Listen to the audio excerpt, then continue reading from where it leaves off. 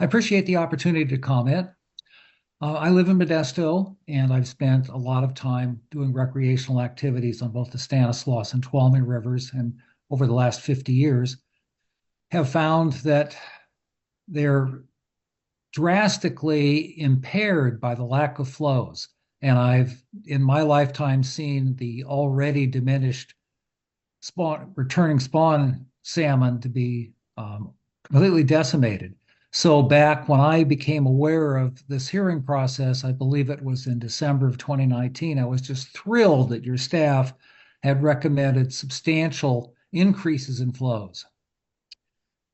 Which brings me to my main point. It's now 5 or 6 years later, and essentially nothing has been resolved.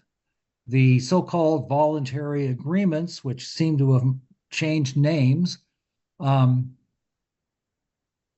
may offer some benefit, but they don't offer anything new.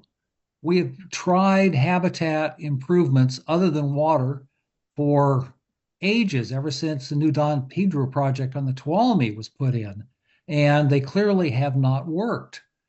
So let's try increased flows. I think that you folks should, decide this issue and see what happens.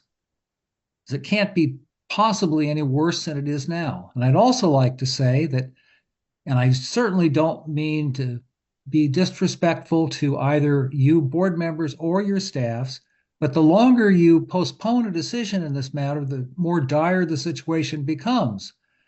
And in a worst case situation, we will essentially lose the Delta smelt if we already haven't already, and we'll lose the salmon. And then the agricultural interests will say, well, we don't have an ecological problem with those two things.